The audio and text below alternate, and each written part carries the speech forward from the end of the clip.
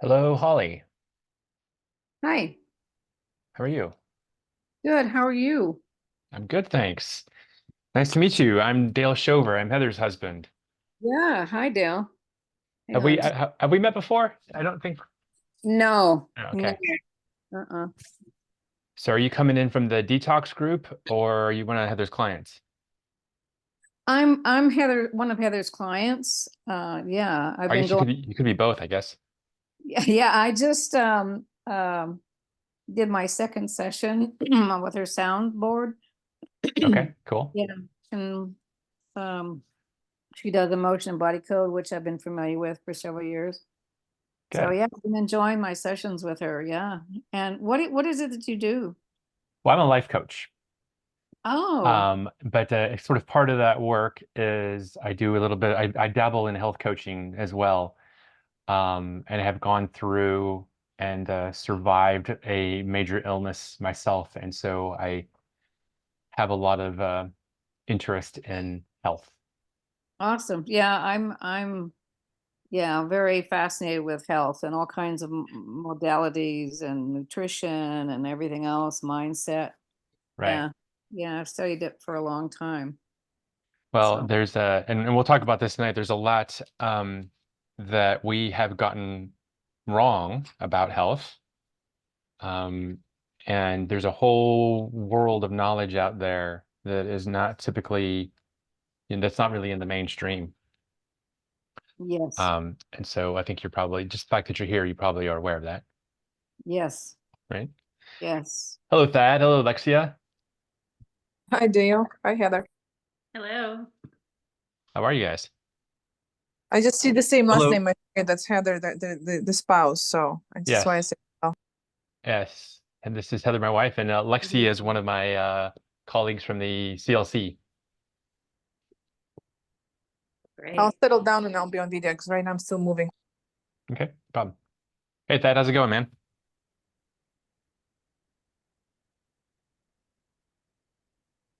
Hey, it's good. Apologies. I'm gonna stay muted because I'm driving. Okay, yeah, no problem. So I'll go through the agenda that I have in mind while we allow any other people to join the call. So hopefully I plan to talk for no more than maybe say 20 minutes, kind of at the most. And what I want to do is I want to share a little bit of my personal story around cholesterol to just kind of let you know why I am talking on this subject. And then there's three kind of things I want to generally go through about cholesterol that I've come to learn over the years that I want to share with you. And then we can just kind of open it up for discussion and questions. And hopefully what I will leave you with at the end of the call, if you do have high cholesterol, what I will leave you with is some hope and maybe sort of a different way to think about your cholesterol. Because unlike what, unlike what most doctors will tell you and what's in the mainstream, I don't believe that cholesterol is the kind of death sentence that we seem to think that it is. And so I'm just kind of, my goal is to just give you some food for thought um, and hopefully give you a different perspective on cholesterol. So, but feel free to interrupt me at any time with questions. I do sometimes tend to get a little bit long-winded, and so again, I'm going to try to refrain and keep myself to a short period of time. But just real quick, the personal story is that I have had quote unquote high cholesterol, I'm pretty sure my whole life. I didn't discover it until my early 20s when I first started having regular checkups with a doctor. I was living in Houston at the time, and they did a regular blood work and they told me that I had high cholesterol. And at the time, I think it was in like sort of in the 200 to 220 range. So it was just it was on the low end of what they consider to be high. When your total cholesterol is 200 or higher, that's where they generally, express concern about it. And so the notable thing about the origin of this whole thing for me is that right off the bat, that doctor who was seeing me for the first time and knew very little about my health history, upon learning that I had high cholesterol, went straight to recommending a statin. And I've always been sort of skeptical of drugs. I've never been a big fan of taking pills or medications, and so I declined. And honestly, because the level was only like 220, whatever the number was, it wasn't that high. So I just ignored it and I moved on with my life and I didn't pay it much attention. But it became a recurring theme. So every time I'd go back to the doctor, they would test my blood and they would say, you have high cholesterol, you should take a statin. I moved from Houston and got a new doctor. And along the way, I've had several doctors. And what's notable about this is that in every case, 100, I think I've had 5 doctors probably since then. All 5 of those doctors went straight to recommending a statin without any further analysis or further testing of any kind. And I always resisted, except for one point. At one point, I'll tell you the story of that one. So I did get a secondary test, which most of you are probably familiar with. This is the lipid, it's the LDL molecule size or particle size test. And this is where they do a breakdown of your LDL cholesterol, LDL being the quote unquote bad cholesterol, and they measure the sizes of the particles and they determine whether you have a higher concentration of what they call the large particles or a higher concentration of what they call the small particles. And the thinking is that the small particles are more likely to be the ones that get clogged in your arteries. And so if you have a higher concentration of the small particles, they have a more concern. So I had that test done and it turned out that I actually had a pretty good balance. And so that was, sort of reassuring. Then fast forward to moving to Dallas, the first doctor I got in Dallas, and Thad's going to laugh about this because I ended up recommending this guy to Thad before I came to realize that I disagreed with him. But he also went straight to recommending the statin. Now, this doctor was a little bit more insistent. And I initially flatly refused to take the pill. And so he said, well, you have to change your diet. And I said, okay, what should I do? And what he told me was, go to the website of the American Heart Association and follow that diet. Which at the time, seemed like I guess a reasonable thing to do. But anyway, so I did it. I basically removed all quote unquote cholesterol containing foods for a year, which those of you that know me know that I'm a big meat eater. And so it was very difficult because I took meat out of my diet and eggs. And this was back around 2011, 2012. And after this year of being on this low cholesterol diet, I had my cholesterol checked again and there was no change. So what I learned from that is, for me personally, this whole notion that dietary cholesterol can affect your blood cholesterol was false. Now, I don't know that that's true for everybody. There is a lot of significant evidence that suggests that dietary cholesterol does affect your blood cholesterol. So maybe it's just a me thing. But I think it's important to note that the science around the dietary cholesterol, I don't think is set science. So so I finally did take. So after that didn't work, this Dr. J. Jones then goes back to insisting that I do the statin. So I finally acquiesced and I agreed to take the statin. I was on the statin for 2 weeks, and one night in the middle of the night, I woke up in the middle of the night, which at the time never happened, and I had to go to the bathroom. This has never happened to me in my life. And at the time, I was probably in my mid-30s. So I was not at the age where I should be going to the bathroom in the middle of the night. And it was an uncomfortable urination. And this then repeated for the next couple of nights. So I quickly deduced that this must be a side effect of the cholesterol pill, because it was extremely unusual for me to have to go pee in the middle of the night.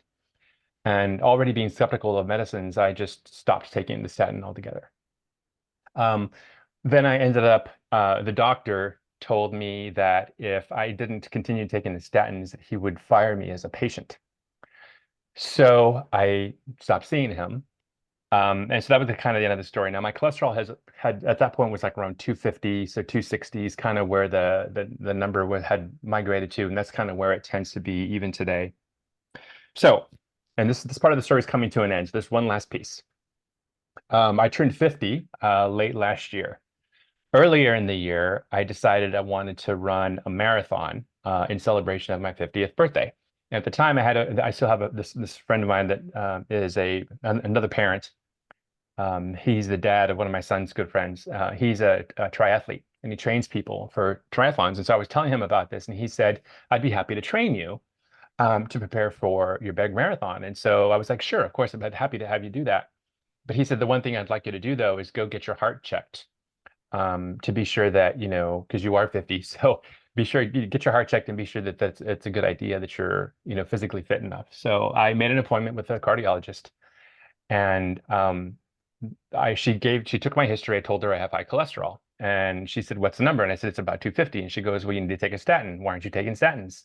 And so I told her kind of the history. I'm like, I'm not going to do the statin. So let's just end the conversation now. And she said, "Okay, I understand that." She actually was pretty kind about it, or understanding, because I think what's happening is more and more people are declining medications. And she even said that. She's like, "Yes, it's become more common now for patients to resist taking the medication." So she's like, "I don't blame you." She said, "Have you considered the calcium test?" And I was like, "What the heck is that? I've never heard of this calcium test." So there's a test that you can take, called a coronary calcium test. And what they do is they put you in an MRI machine, and they're analyzing your arteries, and they're ascertaining how much plaque buildup you have in your arteries, right? So this is the fear of the cholesterol. They say that the cholesterol will lead to plaque buildup in your arteries and can therefore cause a clog, and you could have a heart attack or a stroke. So I went and took this test, and actually I'm going to share my screen and show you the test result, because some of you have maybe never heard of this test. It's a little bit, I had never heard of it. So where's the screen? Hold on one second.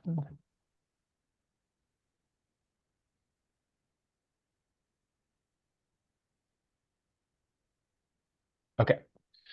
So can everybody see my screen? Yes. Okay. Okay. So this is a coronary calcium report. Has a little picture of the arteries, and it breaks down each of these arteries, left main, left anterior, descending, so on and so forth. And it has a score. And as you can see, all my scores are 0. And what the 0 means is that you have 0 calcium buildup in your arteries. And frankly, when I got this result, I was still sitting in the office of the radiologist, and the technician brought this paper to me, and I read it, and I was shocked. I was expecting, I thought, sure, you know, I've had high cholesterol my whole life. Of course, I'm going to have buildup of plaque in my arteries. And so I was really surprised that I have 0 buildup. And so I asked the technician, I said, I was just kind of talking out loud, and I said, "I'm surprised that this is the result, because they've been trying to put me on statins for the past, 30 years of my life.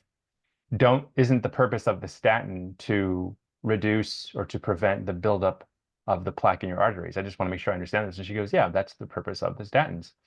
And I said, "Well, don't you think it's unusual that I have had doctors recommend statins for my whole life and I don't have any calcium buildup?" And she didn't really have an answer to that. But so that's where the personal story ends. And so I share that with you to say that I've been dealing with this cholesterol, quote unquote, high cholesterol, for a long time. And the moral of the story is, point number one that I want you to take away is that your diet probably doesn't affect your cholesterol, may not affect your cholesterol the way that you think, or the way that you have been told to believe by your doctor. That's point number one.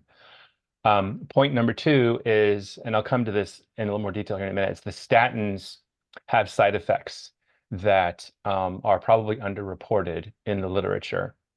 And point number three is that you can have high cholesterol and have no plaque in your arteries, because I'm an example of it. So before I go on, are there any questions or any comments before I continue?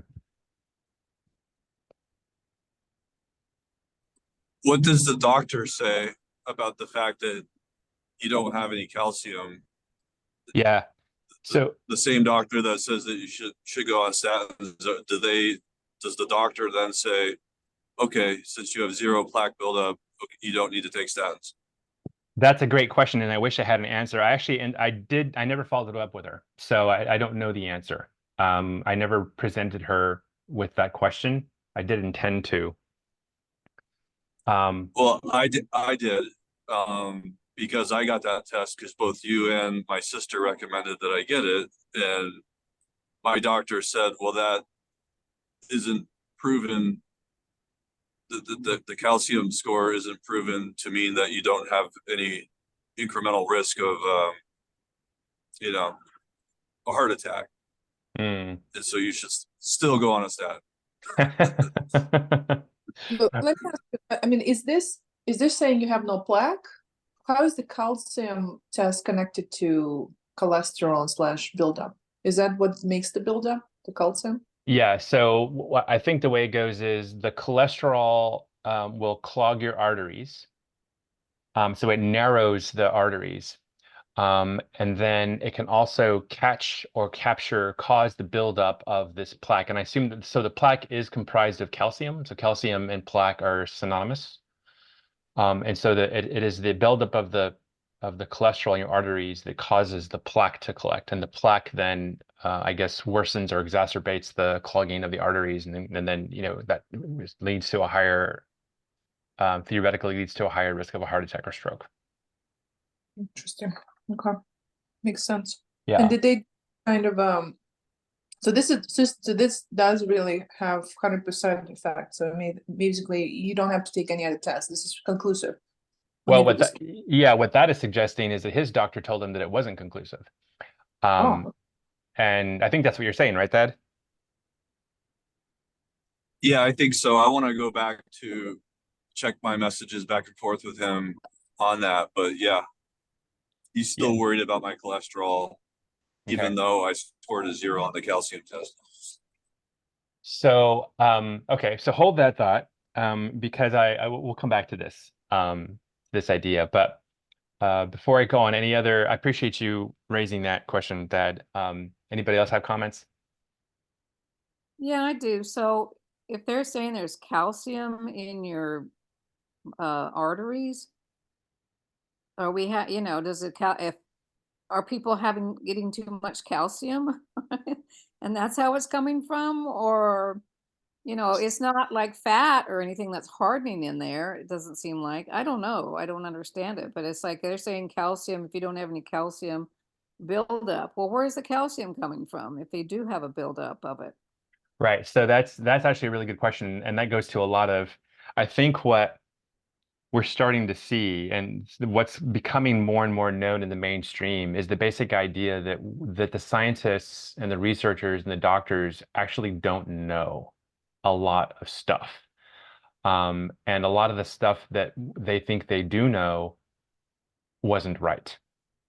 And so to answer your question, like I can't answer specifically your question about calcium, but I can speak in generalities, which is that when the body has too much of something that it doesn't need, and the body is in a healthy state, it's actually very good at removing waste or removing things that it doesn't need, right? So if you had too much cholesterol in your system, it should not collect in the arteries because your body would be able to process it out sufficiently, right? And also, the body is very good at recovering from shortages of things. So if you didn't have enough calcium, the body would actually look for ways to substitute or to create calcium or to do whatever it needs to do to recover from the fact that it doesn't have enough calcium. So in a healthy state, the body generally heals itself and it takes care of itself, right? So it takes out what it doesn't need and it tries to create the stuff that it does need. Where I think that, go ahead. I'm sorry, I heard from some practitioner, but I don't remember where, that it's maybe if you take the wrong type of calcium, because there's different forms, you have to be careful what kind you take so that certain kinds do go in and get clogged up in either your, you know, in your body somewhere. Now, I've heard that. I don't know if you've ever heard that or not. I have not heard that, but Yeah. that does, I mean, that makes sense to me. I wouldn't disbelieve that. Yeah. Yeah, because I have osteoporosis, you know, I take a lot of calcium and I remember one of I don't go to a doctor. He's a healthcare practitioner that dispenses homeopathics, and, you know, if you want supplements, he recommends supplements for certain things. And I know that I'm on calcium, but I'm on a particular type of calcium. I don't remember what kind. I'd have to go look.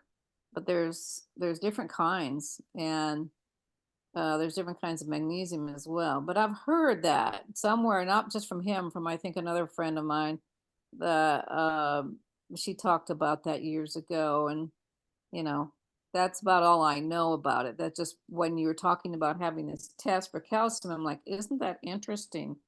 And I'm like, well, Yeah. maybe because the calcium buildup is coming from somewhere else and they don't know where it's coming from. Maybe the doctors don't. I don't know, but I just thought I would bring that up because I'm not sure about it. But it's Well, interesting because that's always, I've got a boyfriend who's like, his doctor's got on statins and they want to get me on it and I just refuse. right, And they scare him. He's right. not used to all this alternative hair care that I've been around for years. And so it's, I get concerned for his health because he doesn't take it as much, but he said, well, I'll take it every other day. And I'm like, ugh, just don't take it at all. But, I can't control that. So it's his body if he wants to deal with it. But Yeah. Well, I'm Yeah, gonna so I to go ahead. just there's red rice. Red rice is statin. And this is something that you could take with, I guess, just eating it. And there's also supplements. So red rice considered to be the kind of a statin substitute. And I also wanted to add, my doctor has the opposite point of view. Like I actually have high cholesterol overall, but then I have good cholesterol over the range and the bad cholesterol over the range. And every time I ask her, do I need to worry about it? She's like, nah, I'm not worried. Because your good cholesterol is as high as it's just basically what you're saying is that as long as you have good cholesterol, you're good to go. And this is an interesting viewpoint. It's just been with me for 20 years. So it's just been back to your doctor kind of time. I never wanted to give me statin. So it's interesting, right? Why do they think this way? Why is good cholesterol suddenly going to be outweighing the bad one, even though overall in the range you're going to be high?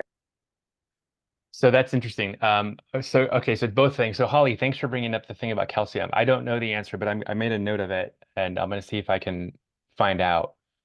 okay. And Lexia, your comment, I'm surprised that your doctor doesn't want. That's good that the doctor doesn't want to put you on a statin. I think that's good. What I know about the HDL versus the LDL is that the high density lipoprotein, they believe, cleans out the low density lipoprotein, right? So you want more of the good quote unquote cholesterol to help mitigate the bad cholesterol. Now, that's just what they say. I have my doubts that that is the reality. Like, I don't think they actually know, to be honest. But one of the points I'm going to get to at the end is kind of what your doctor is saying to you, Lexia, which is I wouldn't worry about the cholesterol. I don't personally worry about my cholesterol. The fact that I got the calcium score is reassuring, but maybe it's not to Thad's point, maybe it's not even accurate. I don't know. But after the call, Holly, I'm going to send you guys a series of links. And maybe if you want, you can share with your boyfriend. One of them is a podcast with a doctor from the UK, a cardiologist by the name of Aseem Malhotra. And a lot of the information I'm going to share with you now comes from this interview he's had on this podcast, where going back to like 2014, he started investigating at a deeper level, what was at the time the narrative around cholesterol and statins. And so I'm going to share some of his findings with you guys. But the first thing I wanted to throw out there, and maybe some of you have heard about this, there is in the mainstream medicine the assumption, or I guess the thinking, that saturated fat in the diet is a big part of heart disease. And recently, we have started to learn, even though this is not really in the mainstream, but it's kind of in the mainstream, but it's not something that's really talked about, is that turned out to be totally false. What they're saying now is that saturated fat does not cause heart disease. In fact, it is sugar, in terms of dietary factors that contribute to heart disease. It's actually sugar that has been causing and contributing to heart disease over the past like 50 or so years. And it goes back to, there was a study back in the 50s, I think, by a doctor by the name of Ansel Keys. And believe it or not, it turns out that this doctor was paid by the sugar industry to blame heart disease on saturated fat. The science was essentially fabricated. And we then went for the next 50, 60 years. The USDA developed dietary guidelines around this premise. You're supposed to keep your saturated fat down, when in fact the whole time it was actually sugar. Now, another big contributing factor to heart disease was actually smoking. And this is something that they did not realize at the time. But what has happened is that since heart disease has actually started to decline, so if you go back to like the 1940s and 50s, when heart disease really started to pick up, it's kind of hit its peak in the mid 90s, and heart disease has actually started to trend down. And what has happened is that the medical community has attributed that decline in heart disease to statins.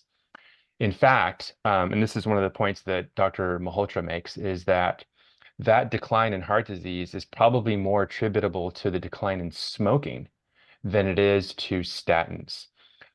So I put that out to you. And I put that out to you to kind of point out that there is really a lot of, when it comes to heart disease, there's just really a lot of stuff that we don't know because it hasn't been thoroughly studied. And there's also this added, influence of the special interest and basically the money that's in the system that has really manipulated the way that we think.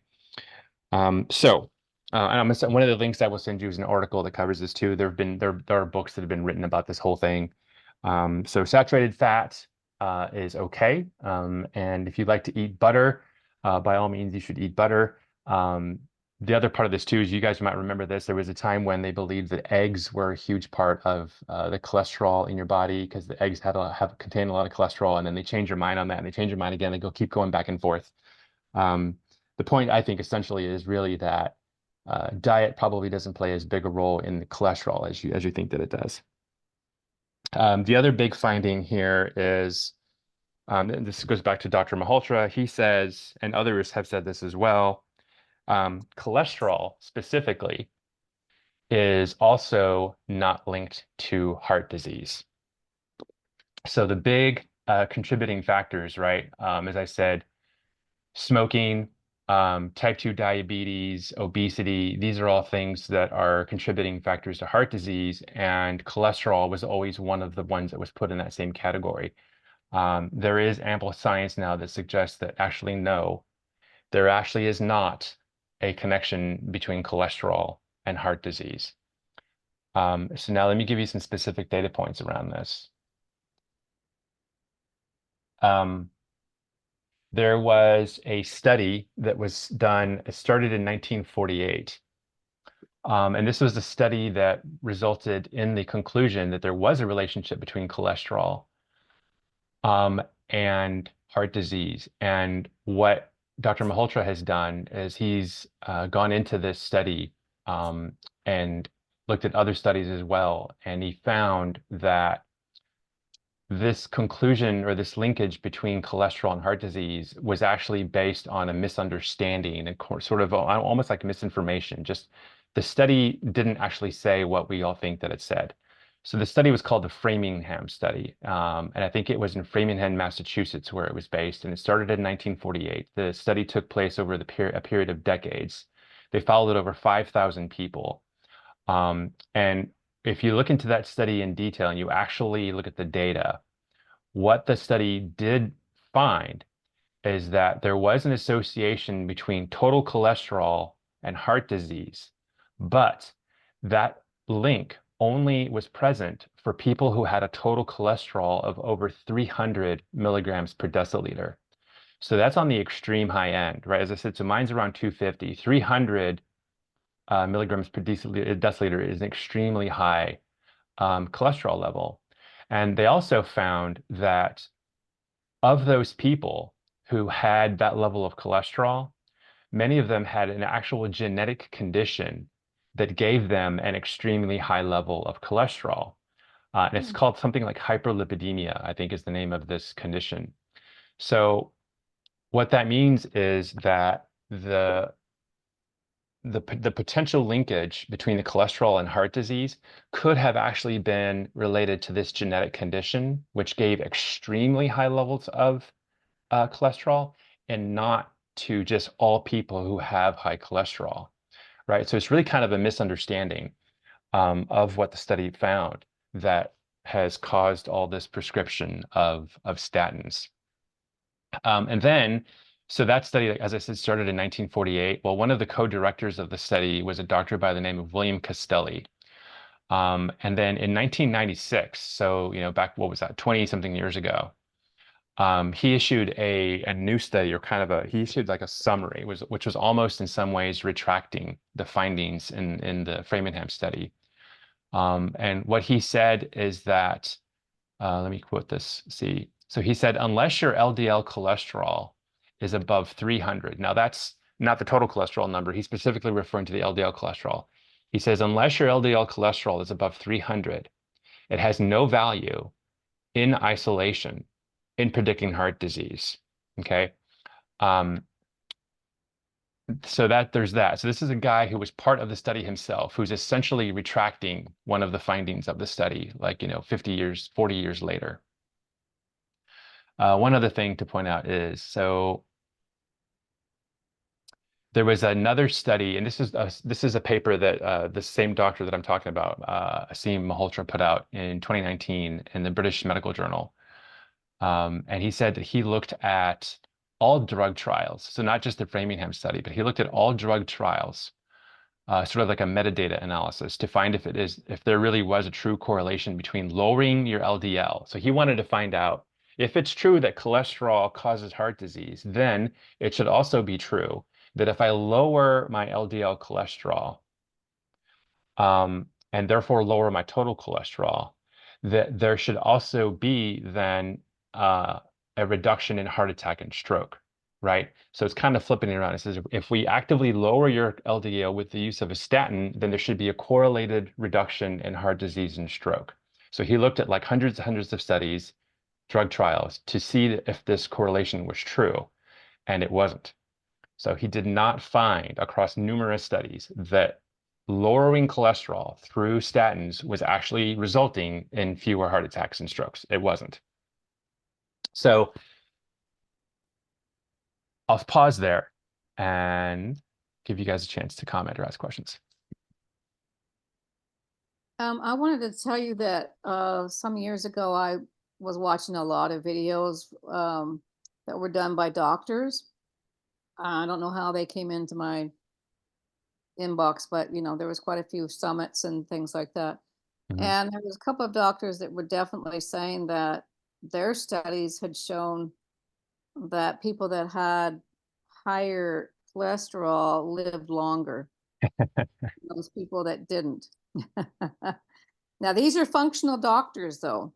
But that's what their research and their findings, and I don't know where those studies are or whatever, but that was their comment about it. So if it else it was way over like 300, if it was 250 or 275s, don't worry about it, because there's a trend that as you get older, your cholesterol gets a little bit higher. But that's what their study was showing, that people that really, really live long had higher levels of cholesterol. The other thing, I looked up Louise Hayes's cause for high cholesterol. Okay. And she is saying clogging the channels of joy, fear of accepting joy. And then, of course, the affirmation is, I choose to love life. My channels of joy are wide open. It is safe to receive.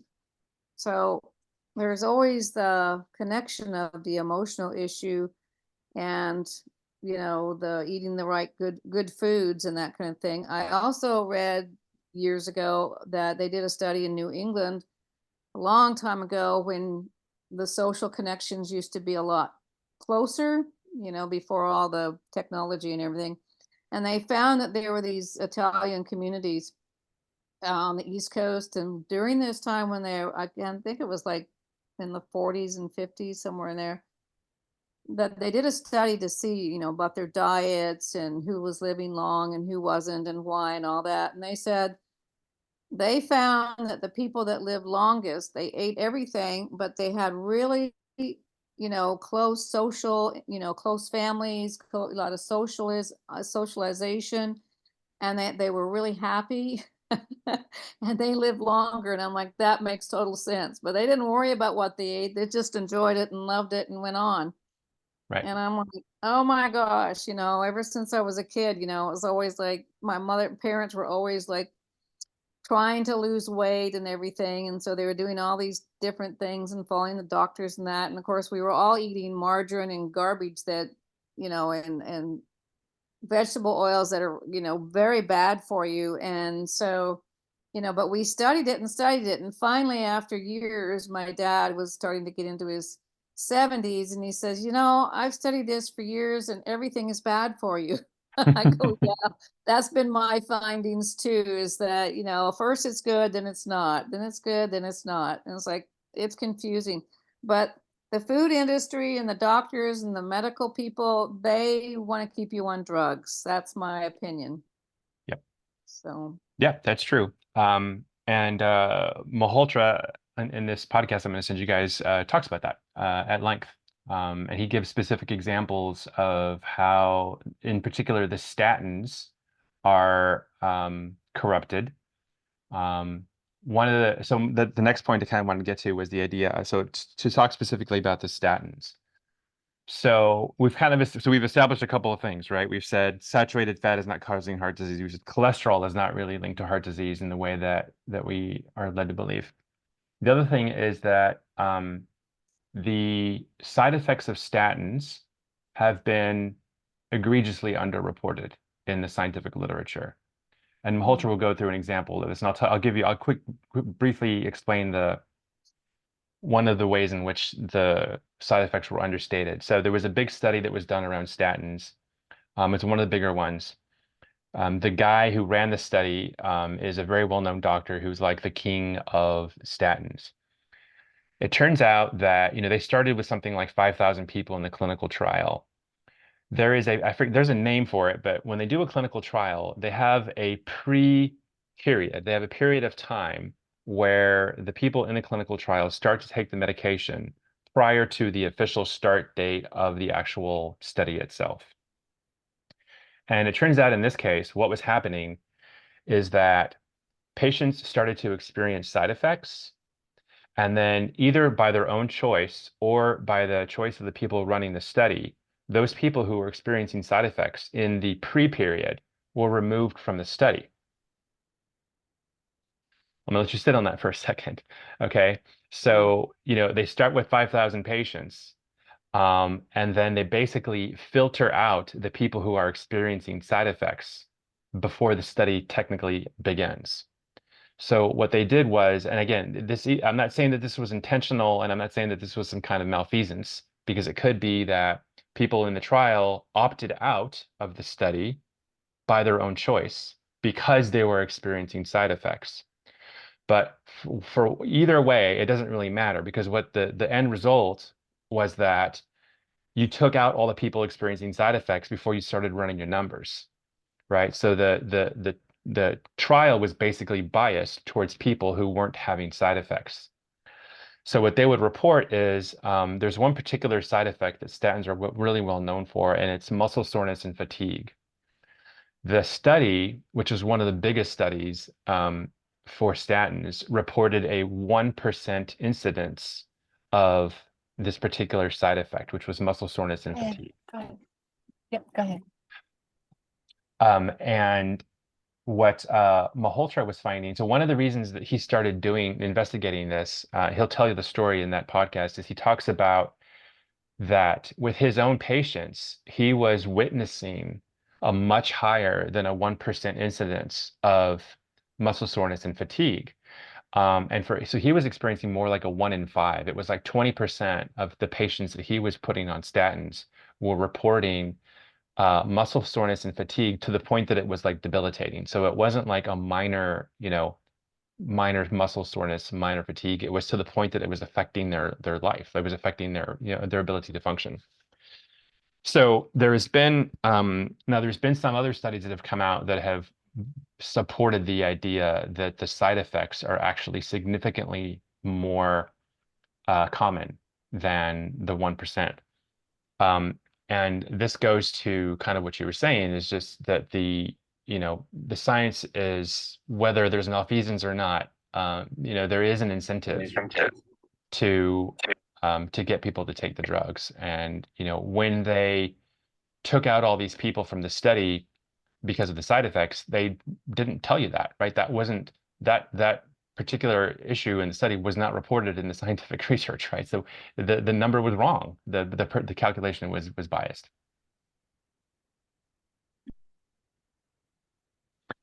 And so that's what I had to share with you. So What other side effects are there besides fatigue and soreness? Anything else, or is that just mainly it? well, there was my side effect, which it did something to my urinary system, right? I had to go pee in the middle of the night, and it was painful. Okay. And as soon as I stopped taking the statin, that went away, and I've never had that. I've never had that issue happen again. Okay. So that was my personal experience with the side effects. I don't know off the top of my head any of the other side effects of the I statin. can maybe look it up on and Google it or something and Yeah. see. Okay, thanks. Yeah. I see Lexia, you've chatted a couple of times. Let's go look at what. Oh, I'm just chatting away. Okay. Just kidding. I was saying, first of all, I've heard on one show that there's a lot of sodium in some diets, and it was linked to heart diseases. Mhm. Specifically, Indian food Okay. tends to have a lot of sodium because of the preservative in the sauces. And then the chef was of Indian descent, was saying, I'm trying to remove all this maximum, all the sodiums and make it as fresh as possible. And it was interesting that there was a huge percentage of people in Indian community was just dying prematurely, basically, because it was the sodium connection. So I was wondering about that. I know it's blood pressure also goes up with sodium, so maybe that's more about that than anything. Yeah, that's what I And would then- assume that's the case too, yeah. is the blood pressure. Okay.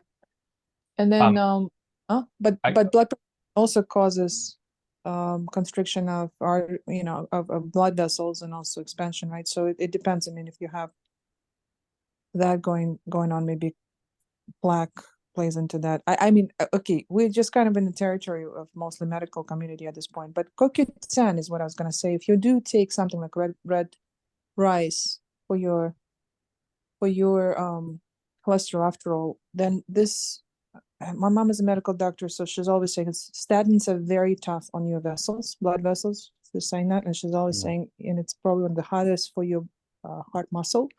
So you want to double up on your enzyme for the blood muscle, which is this CoQ10. Okay. Yeah, I have heard that before. And actually, so one other thing I can throw in is niacin. So I found out recently that niacin, which is basically a form of I think it's vitamin B3. Don't quote me on that. It's one of the B vitamins. But niacin has the effect of it's a dilator of your arteries, or yeah. So it can actually help reduce your cholesterol. I don't understand the mechanism, but it's interesting that, as I said, I had 5 different doctors over the course of 20 years insist that I take statins, and not a single one of them said, "Oh, you don't want to take statins? Why don't you try taking some niacin?" But You just need to meet my mom. She will tell you CoQ10. I don't know about niacin though, but that's a new one. I need to read up on that. But thank you for that. yeah, check out the niacin. Okay, so here's the good news part, and actually this is kind of a natural segue from your question, Holly, about the other side effects of statins. So here's I'm gonna throw out a crazy thought for you guys. I wonder, and this is me just seriously wondering, asking the question, I wonder if one of the negative side effects of statins might be that it reduces your cholesterol. And here's why I say that. So in my journey dealing with my cholesterol, at one point, I was seeing a Chinese medicine doctor. And one of the things that she said to me one day when we were talking about my cholesterol, she said, I wonder if you have quote unquote high cholesterol because your body believes that you need more cholesterol.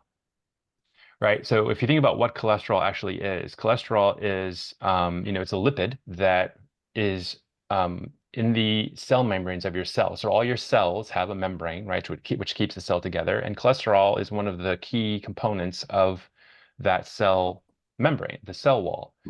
So your cells need cholesterol. And so her thought was, if your body is making extra cholesterol, let's assume for a moment that your body is actually making extra cholesterol. Maybe it's because there's some thing inside your body that's triggering the body to believe it needs more cholesterol. No, I also have an autoimmune condition. So I should have mentioned this at the beginning, but I have an autoimmune condition that made me very sick back in 2017. I now have it totally under control, and I don't take drugs to manage it, but my body does tend towards inflammation. And one of the insights I had recently, sort of a little epiphany, is I think my cholesterol and my autoimmune condition are related. I think there's some either Thank you. either my body is making more cholesterol in response to the inflammation, or the cholesterol is causing the inflammation, right? So I haven't really figured it out yet, and I don't know the answer, but I'm pretty certain that there's got to be, for me personally, in my body, there's some connection between my cholesterol levels and inflammation that's in my body. And it could be a positive, the cholesterol could be a positive thing, like maybe the cholesterol is actually keeping my body from being more inflamed, or it could be just a negative thing in the sense that it's a result of the inflammation. So I don't know. But what's clear to me, though, is that taking the statin might actually have been, if my body needs the extra cholesterol, then taking the statin would have been a bad thing for me, right? Because it would have reduced the cholesterol. And so it's just kind of an ironic thing. But what the hope that I want to kind of leave you guys with is just the idea that I think the cholesterol story, I know that the cholesterol story is way more complicated than what our current, doctors and science know. And that what I would ask you to consider is that the root cause of your cholesterol might be something to investigate, as opposed to just trying to lower the cholesterol with a statin. And it may not even be necessarily a bad thing that you have high cholesterol, right? So that's what I have for you guys. Well, that was interesting. Thank you very much. Yeah, You're I've got welcome. new ways of looking at it. Some more, Yeah, more and information. Yeah. so I'm going to post. I have contact information for everybody, so somehow I will get to you these links. So one of them is going to be the podcast interview that I'm referring to with Dr. Aseem Malhotra, and then a few other articles. One is a New York Times article that talks about as I said, the finding that saturated fat is not connected to heart disease. There's one in here that suggests that the cholesterol and heart disease are not connected. And then the last one is a more general article about the weaknesses of research, scientific research. Thank you, Okay. Dale. I do like the idea of everything in moderation. That's the advice I get from my mom. Eat everything. She said, today they say milk is wrong, something else, or butter, just eat whatever you want. That's it's her advice. So I think that cholesterol is a mystery and it will probably remain a mystery. But if you're feeling okay and like you said, and you're staying active and your blood vessels are strong, Yeah. I mean, I don't know. Yeah, I definitely agree with that. I might offer a small tweak to that, which is No milk. well, yeah, no milk. No, so the big three, so I call them the terrible trio, which is gluten, sugar, and dairy, right? Gluten, sugar, and dairy for most people are inflammatory foods. And it's not that you should eat zero of them, but you should definitely, all things in moderation, even more moderation for gluten, sugar, and dairy.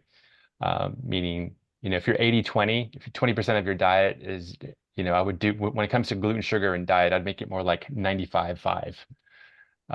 Because there is a lot of evidence that suggests those three in particular are very inflammatory. And I think I've said that to you before, Lexia.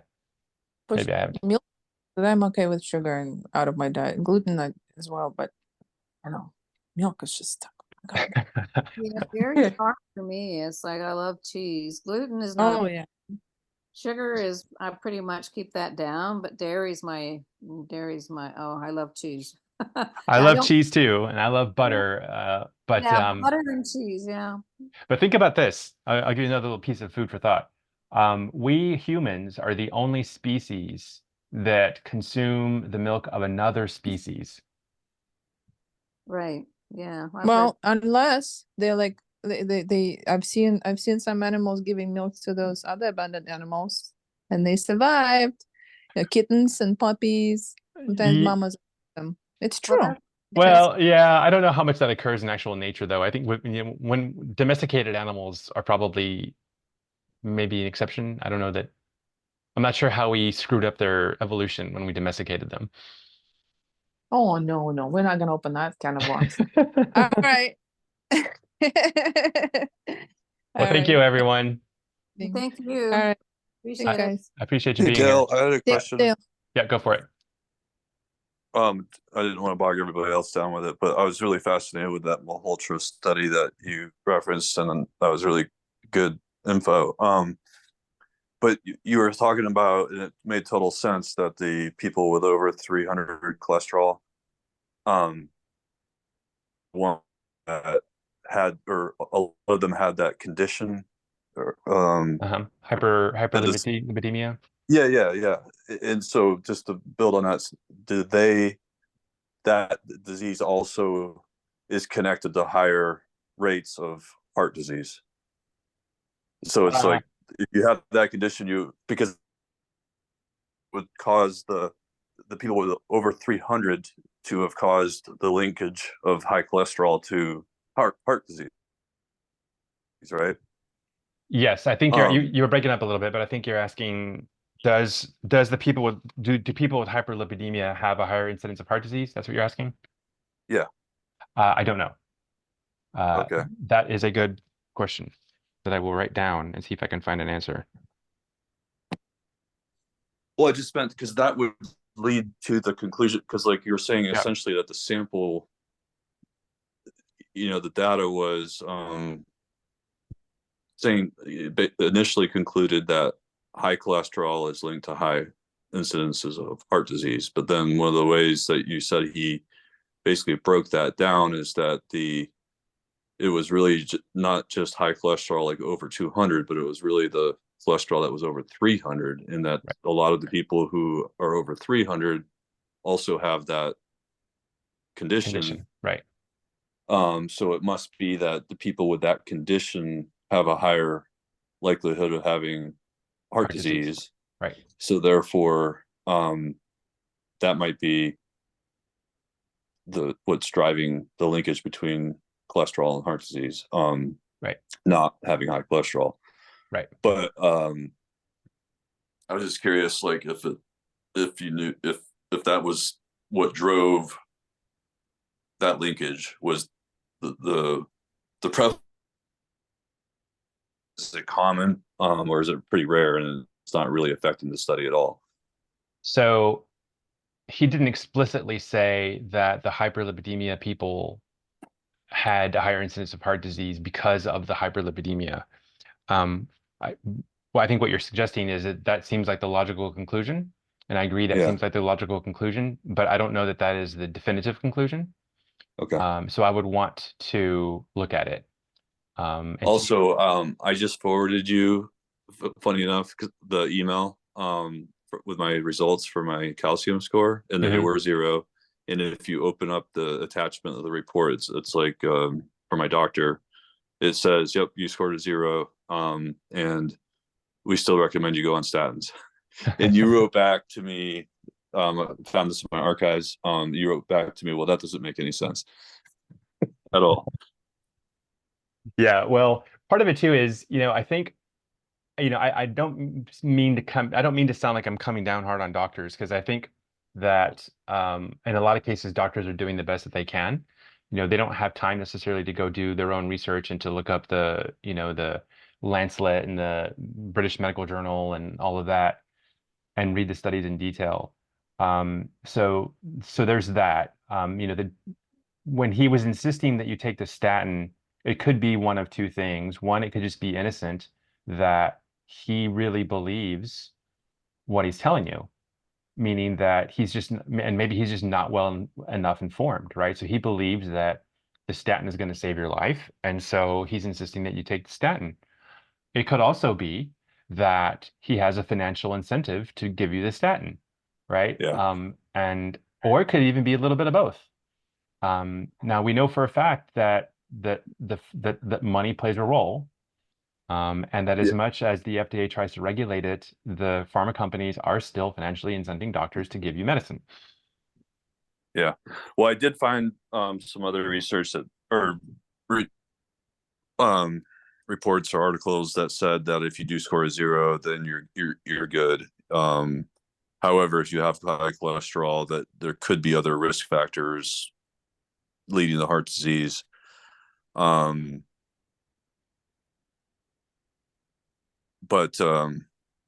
yeah. Yeah, so there's one other data point that I meant to give to you guys that I forgot, but the data point is the following. It says if you have had, so they also I forget which study it was, but they also broke out the data set between people who had had a heart attack and people who had not had a heart attack. And what they found was that there was a benefit of the statin for people who had already had a heart attack. It was a very small benefit. And there was almost no benefit of taking the statin for the people who had not yet had a heart attack.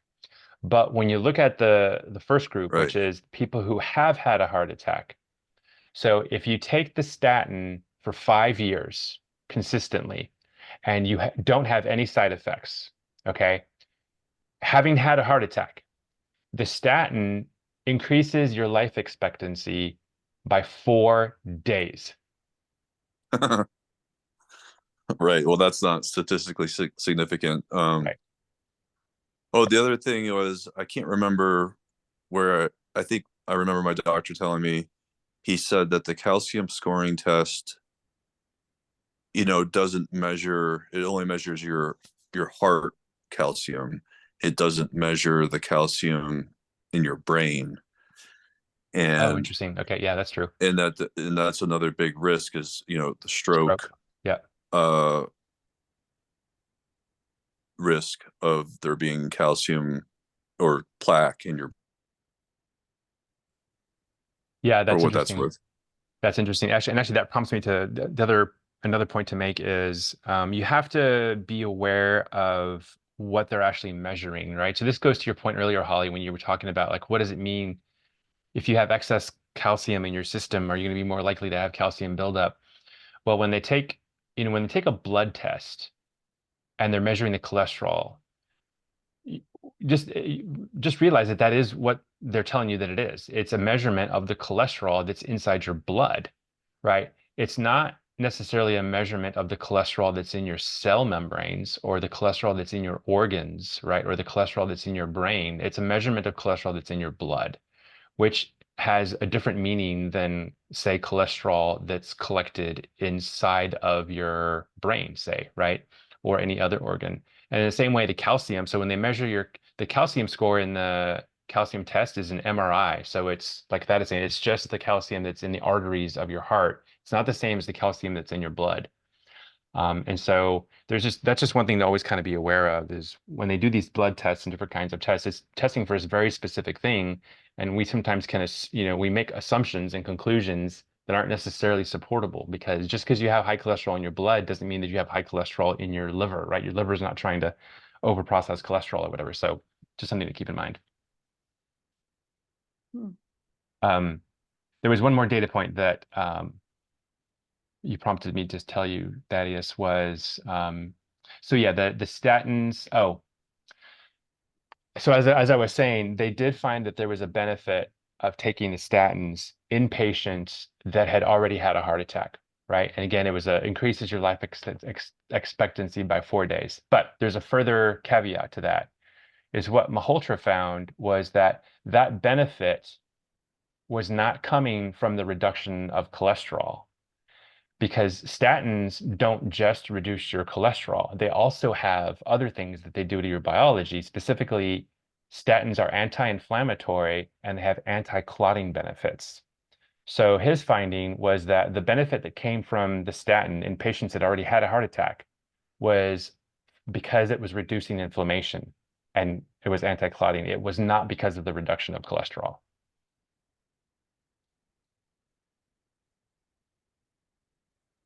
That's funny. Mhm. Makes sense. Yeah. So, you know, inflammation is a big thing. And like I said, for me at least, I'm pretty convinced that my cholesterol is somehow related to the inflammation in my body. So that's kind of the next step for me is I'm going to go investigate that and figure out what is that actual correlation, because it might very well be that cholesterol might be saving my life for all I know.